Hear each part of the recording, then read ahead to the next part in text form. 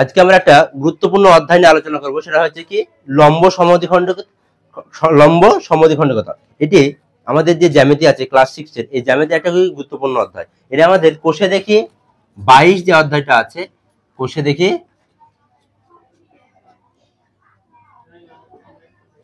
22।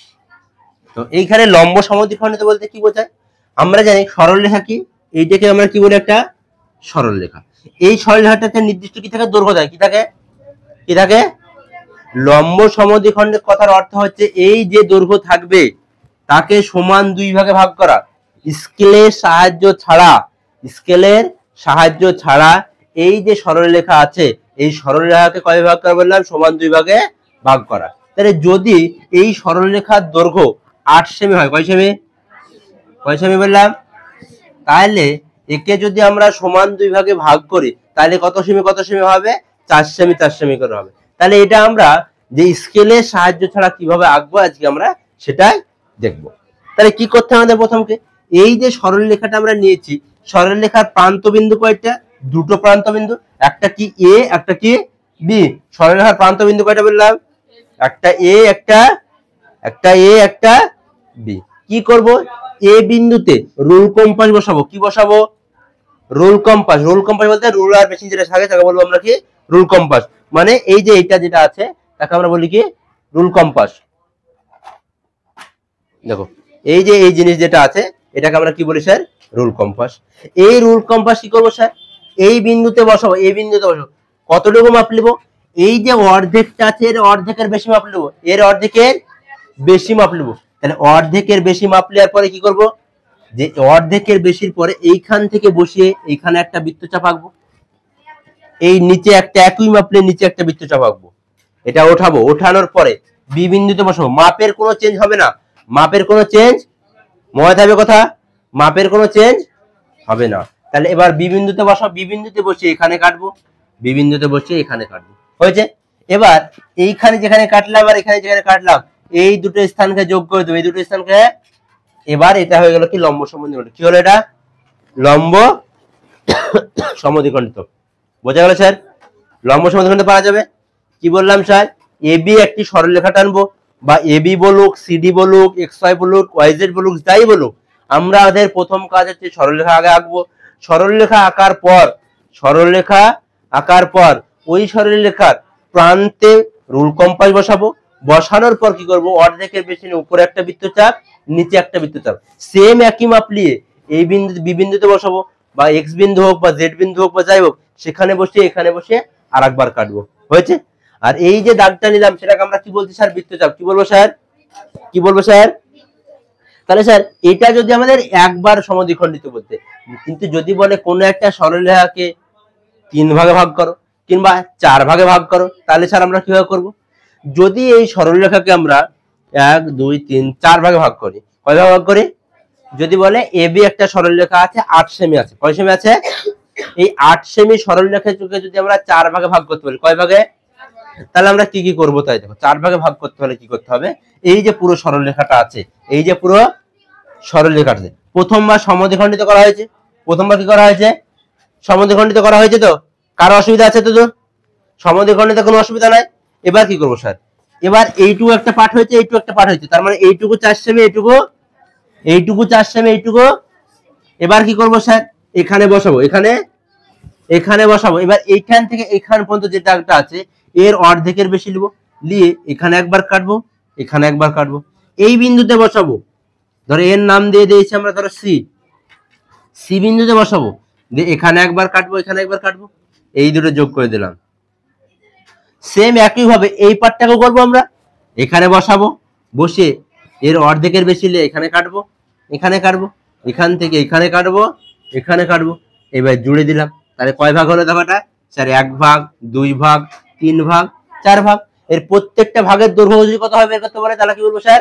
প্রত্যেকটা ভাগের দৈর্ঘ্য হচ্ছে স্যার 2 সেমি। যেহেতু মোট বাহুটার দৈর্ঘ্য কত ছিল? 8 সেমি, বা প্রথম বাহুটার দৈর্ঘ্য কত ছিল? 8 সেমি। তাই এদের সমদ্বিখণ্ডিত করার পর আমরা কি পেলাম স্যার? যে এইভাবে পেলাম। তাহলে সমদ্বিখণ্ডিত কিভাবে করতে হবে বোঝা গেছে স্যার?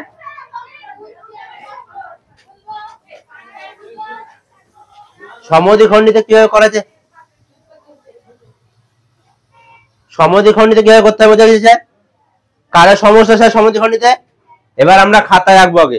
তাহলে চলো প্রত্যেকে আমার সঙ্গে রাখবে, প্রত্যেকে আমার সঙ্গে রাখবে। কি করবে চলো, একটা সরলরেখা টানো,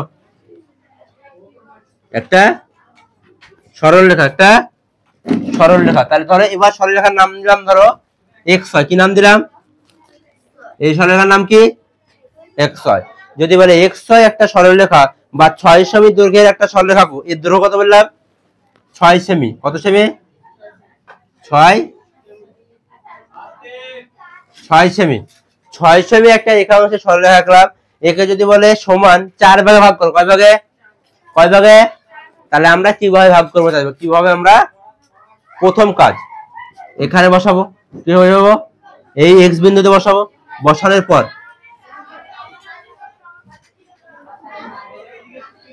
এখানে বসাবো, এর অর্ধেকের বেশি নিব, উপরে কাটলাম, নিচে কাটলাম।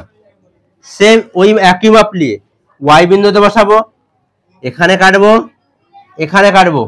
দুটোকে যোগ করে দাও, দুটোকে যোগ করে দাও। যোগ হয়ে গেল। এটা কথা হলো 2 ভাগে ভাগ হলো। কয় ভাগ ভাগ হলো? কয় ভাগ ভাগ হলো? 2 ভাগে। এবার আমাদের কত বলেছে? 4 ভাগে। কয় ভাগে বলেছে?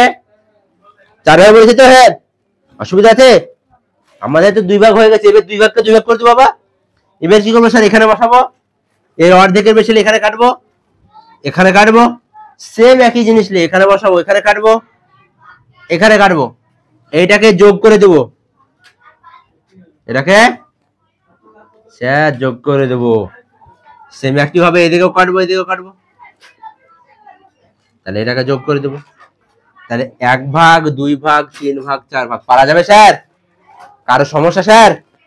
এবার পড়লে পারা যাবে? হ্যাঁ, ভুল হবে? লম্ব সমদ্বিখণ্ড দিতে পারা যাবে? পরীক্ষা যদি বলে একটা 12 সেমি দৈর্ঘ্য আছে, কয় সেমি? তাকে 4 ভাগে ভাগ করো, কিংবা 5 ভাগে ভাগ করো, কিংবা 6 ভাগে ভাগ করো, হবে? হবে? মনে থাকবে? হ্যাঁ। তাহলে লম্ব সমদ্বিখণ্ডের সম্পর্কে কারো কোনো সমস্যা নাই? আছে? সমস্যা আছে কিছু স্যার? পারবি তো তুই? হ্যাঁ, ক্লিয়ার স্যার এটা? এরপরে এই চ্যাপ্টারের আমাদের আরেকটা ধারণা আছে, সেটা হচ্ছে স্যার যে চাঁদা ছাড়া, চাঁদা কম্পাসের সাহায্যে কিভাবে কোণ আঁকবে। চাঁদা ছাড়া কম্পাসের সাহায্যে কিভাবে কোণ আঁকবে, কি করবে? কোণ আঁকবে, তাই তো? আমরা স্যার 6 এ পড়িতে কি হচ্ছে, আমরা পারবো তো? চাঁদা কি হবে স্যার? চাঁদা কোন ব্যাপার হলো স্যার? চাঁদা বাদে আঁকি দেবো। কি আঁকাবো স্যার? 90 ডিগ্রি। কত ডিগ্রি দেখাবো? কত ডিগ্রি দেখাবো? প্রথমে আমরা 90, তারপরে 45, তারপরে 60, এইভাবে আঁকাবো। চলো, তাহলে লম্ব সমদ্বিখণ্ড পারা যাবে। এবার আমরা দেখব কোণের ধারণা বা কোণ পরিমাপ বা কোণ অঙ্কন। দেখো, যদি আমাদের বলে যে কম্পাসের সাহায্যে 60 ডিগ্রি, কম্পাসের সাহায্যে 45 ডিগ্রি, কম্পাসের সাহায্যে 90 ডিগ্রি, কম্পাসের সাহায্যে 30 ডিগ্রি, কম্পাসের সাহায্যে 120 ডিগ্রি, কম্পাসের সাহায্যে 105 ডিগ্রি, এই সমস্ত কোণগুলি যদি বলে আমরা কিভাবে আঁকাবো? আমরা এখনই আঁকাবো স্যার। আচ্ছা, কি করবো স্যার? কয় ডিগ্রি রাখবো প্রথমে? তাহলে একটা দাগ দিয়ে দাও। এটা সরলরেখা তো? এটা কি? এটা কি? এ বি, তাই তো? এখানে বসাও, কম্পাস বসাও। কি বসাবো? কি বসাবো? একটা বৃত্তচাপ টানো। হয়েছে? একটা বৃত্তচাপ টানো। হয়েছে? বৃত্তচাপ হয়েছে। এই যে বৃত্তচাপের যে মান আছে চেঞ্জ হবে না, মান যেটা দিয়ে টানলাম সেটা এখানে বসে একবার কেটে দাও। এবার স্কেল দিয়ে এটা যোগ করে বাড়িয়ে দাও। এখানে ধরো কেটেছো, যেটা যোগ করে বাড়িয়ে দিলা, এটা হলো 60 ডিগ্রি। কত ডিগ্রি? কত ডিগ্রি স্যার? স্যার 60 ডিগ্রিকে ভাগ করলে কয় পাবো? 30 ডিগ্রি পাবো তো? 60 ডিগ্রিকে ভাগ করলে তাহলে কি করবো স্যার? এবার এখানে বসাবো, এখানে বসাবো। কোথায় বসাবো? এখানে বসে এইটুকে যা আছে এর অর্ধেকের বেশি এখানে কাটবো, এখানে বসাবো, এখানে কাটবো, কেটে এটাকে যোগ করে বাড়িয়ে দেবো। এটা হলো স্যার 30 ডিগ্রি, টোটালটা হলো স্যার 60 ডিগ্রি। Clear sir? তাহলে নাম দিতে হবে ধরো এর সি, এর ধরো ডি। তাহলে নাম দিলাম কোণ CAB সমান সমান 60 ডিগ্রি, কোণ DAB সমান সমান 37 ডিগ্রি। এইটুক কোণের মান মানে এইটুক কোণের মান 30 ডিগ্রি। কত ডিগ্রি স্যার?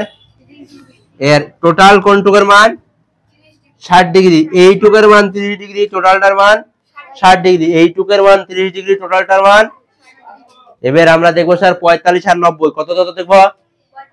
45 আর কিভাবে আঁকবো স্যার? নিচে একটা সরল রেখা টানো, এটা A এটা B, তাই তো? A বিন্দুতে একটা বৃত্তচাপ অঙ্কন করো, A বিন্দুতে একটা বৃত্তচাপ হয়েছে, A বিন্দুতে একটা বৃত্তচাপ হয়েছে। এবার ওই একই মাপলে এখানে একবার কাটো, এখানে একবার কাটো। একবার কাটলে 60 ডিগ্রি যদি হয়, দুবার কাটলে কত ডিগ্রি হবে স্যার? একবার যদি কাটে 60 ডিগ্রি, তাহলে দুবার কাটলে 120 ডিগ্রি। 100 একবার কাটলাম এখানে কত 60 ডিগ্রি, দুবার কাটেছি এটা কত হবে? 160 60 কত হয়? 60 60, তাহলে 120 আর 60 এর মাঝখানে তো 90। এবার কি করবো স্যার? এখানে বসাবো, এই জায়গাটুকুর অর্ধেকের বেশি এখানে কাটবো, এর অর্ধেকের বেশি এখানে কাটবো, এবার যোগ করে দেবো স্যার। এটা হলো স্যার 90 ডিগ্রি। কত হলো স্যার? তাহলে 120 ডিগ্রি যদি বলে তাহলে কোনটা করবো স্যার? এটা যোগ করে দেবো 120 ডিগ্রি, এটা স্যার এখান থেকে এই পার্টটা 120 ডিগ্রি। একবার কাটলে বললাম 60 ডিগ্রি, দুবার কাটলে কত বললাম? 120 ডিগ্রি। তাহলে 120 ডিগ্রি যদি আঁকাতে বলে তো নর্মালি রাখ দেবো, একটা বৃত্তচাপ আঁকবো, একবার কাটবো, দুবার কাটবো, এবার যোগ করে দেবো। এটা হয়ে গেল কত? 120 ডিগ্রি। কত হলো?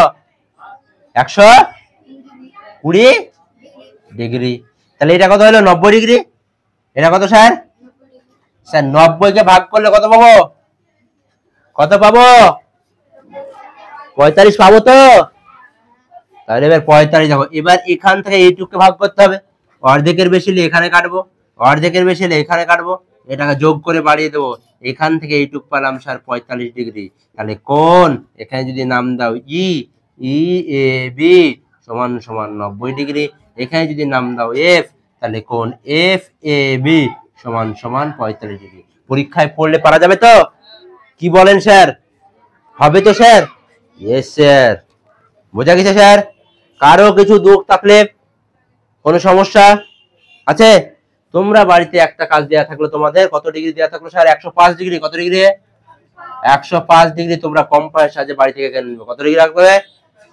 105 ডিগ্রি। আর 12 সেমি সরল রেখা, 12 সেমি সরল রেখা, 12 সেমি সরল রেখা 4 ভাগে ভাগ করবে, 4 ভাগে ভাগ করবে, ভাগ করবে। Clear sir? হ্যাঁ, আজকে যেটুকু পড়ালাম বোঝা দিচ্ছে স্যার? কারো সমস্যা আছে স্যার? হ্যাঁ, মনে থাকবে স্যার? হ্যাঁ, ঠিক আছে স্যার, আজকে এই পর্যন্ত।